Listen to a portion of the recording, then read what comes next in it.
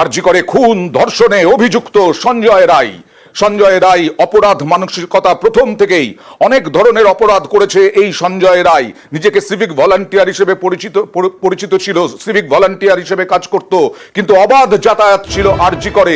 এমনকি মত্ত অবস্থাতেও আরজি করে যাতায়াত ছিল। সরাসরি চলে যাব প্রতিনিধি অর্পিতার কাছে।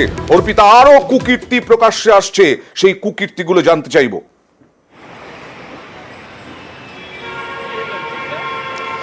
দেখো, এই আরজি করে এই ছাত্রীকে খুন এবং ধর্ষণের ঘটনায় বলা যায় যে এই অভিযুক্ত অর্থাৎ সঞ্জয় রায়, তার কিন্তু কলকাতা পুলিশের খাতায় এটা প্রথম নয়, এর আগেও তার নাম কলকাতা পুলিশের খাতায় ছিল।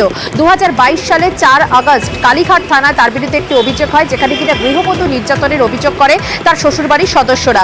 কিন্তু তারপরেও একটি মাত্র সামান্য একটি জেনারেল ডায়েরি করে তাকে কিন্তু বলা যায় কার্যত ক্লিন চিট দেয়, এমনটাই অভিযোগ তুলেছেন শ্বশুরবাড়ির সদস্যরা। কারণ তিনি ছিলেন সিভিক ভলেন্টিয়ার। কবে বিয়ে হয়? 2022 সালে 19শে ফেব্রুয়ারি তার বিয়ে হয়, এবং বিয়ে হওয়ার পর থেকে কিন্তু মাত্র 6 মাসের মধ্যে অকথ্য অত্যাচার এবং স্ত্রীকে অকথ্য ভাষায় কিন্তু গালাগালাজ এবং তার সঙ্গে কিন্তু ব্যাপকভাবে মারধর করায় তাকে বাড়িতে পাঠিয়ে দেওয়া হয়, এবং তার স্ত্রী ক্যান্সার আক্রান্ত হন। কোনো রকম কোনো চিকিৎসা তিনি করেননি, বাপের বাড়ির সদস্যরা তারাই কিন্তু ট্রিটমেন্ট করেন, এবং ট্রিটমেন্ট করার পরে 2023 সালে 10ই আগস্ট তার মৃত্যু হয়। কিন্তু এরপরেও যেটা জানা যাচ্ছে যে সেই সময় কালীঘাট থানায় যে 4ই আগস্ট 2022 সালে যে কমপ্লেন হয়, তার ভিত্তিতে পুলিশ কোনো রকম কোনো কিছু ব্যবস্থা নেয়নি। হয়তো ব্যবস্থা নিলে সঞ্জয়ের তখনই যদি তার বিরুদ্ধে কঠোর ব্যবস্থা হতো বা কঠোর শাস্তি হতো, তাহলে হয়তো এই দিনটা দেখতে হতো না। এমনটাই পরিবারের যারা সদস্য তারা কিন্তু তেমনটাই অভিযোগ তুলেছেন। কারণ সঞ্জয়ের শাশুড়ি বলছেন যে সঞ্জয় কিন্তু প্রথম থেকে নৃশংসভাবে অত্যাচার করেছে তার মেয়েকেও।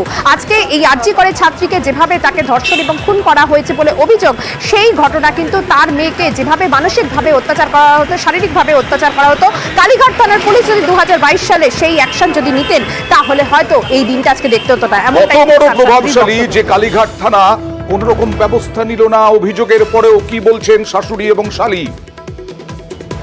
ওই মারধর করতো, মদ খেয়ে আসতো, বোনকে মারতো, বোন আমাদেরকে জানিয়েছিল। তারপর থেকে ওর সাথে আর কোনো নেই, আমাদের মরার পর থেকে কোনো কন্ট্যাক্ট নেই ওর সাথে। আপনার বোনের যখন বিয়ে হয় তখন কি আপনারা জানতেন যে ও কিসে কাজ করে বা কোথায় কাজ করে? ওর আগে বিয়ে ছিল? সে বলেছিল পুলিশে চাকরি করি। বিয়ের কথা সেটা আমরা পরে জানতে পেরেছি, বিয়ের পরে। সে তো শাস্তি ওকে দিতেই হবে, এইভাবে যা করেছে। হ্যাঁ, অনেক কষ্ট পেয়েছে আমার দিদি। কি হয়েছিল? মেয়ে যখন মারধর করতো, মেয়ে আমাকে কেঁদে কেঁদে বলতো যে আমাকে এমনি মেরেছে, গয়না নিয়ে নিয়েছে, করেছে। হ্যাঁ, অত্যাচার খুব করতো। তারপরে আমি খবর পেয়েছি তো আমি থানায় জানালাম, কালীঘাট থানায়।